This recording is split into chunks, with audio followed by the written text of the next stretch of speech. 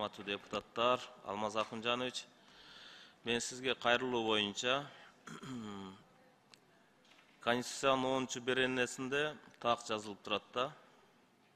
Жалпыга маалымдоо каражаттарына мамлекеттик органдан жергиликтүү өз алдынча башкаруу, аларды маалыматтарды алуу, аларды жайылтуу укугу жана ой пикирин эркин билдирүү укугуна кепилденет.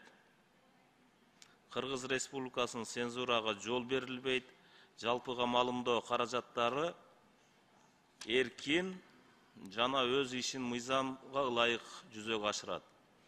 Кыргыз Республикасынын маалыматтык коопсуздугу мамлекет тарабынан корголот деп турат да.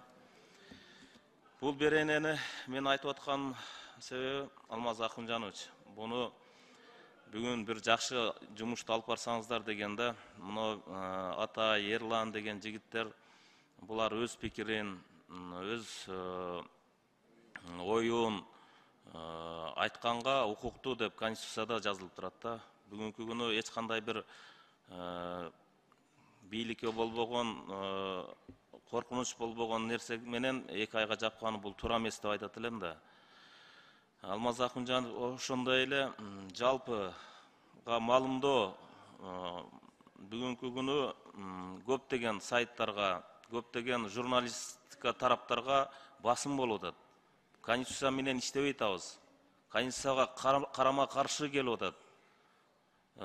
Ар кандай bunday Конституцияга каршы келген ошондой азаттык десек болот, же болбосо ушулардын астына барып, ошол жерде өрттөп кетем, башка кылам деген кыйкырган адамдарга мамлекет тарабынан коргоо болуш керек болчу. Ал нерсе кылынбай, бүгүнкү күнү бир сөз эркиндигине басмырлоо, Конституцияга карама каршы жумуштар жасалып атканы бул өтө бир туура эмес болуп атат. Алмаз Акунжанович ушуну бир жеткизип, мамлекетибизде бардыгы мыйзам менен, Конституция менен жумуш алып барсак жакшыраак болот эле. Ошону жалпы кармалган адамдар, ой пикирин айткан адамдар боюнча дагы бир туура бир чечимге келесиздер деген ойдомун.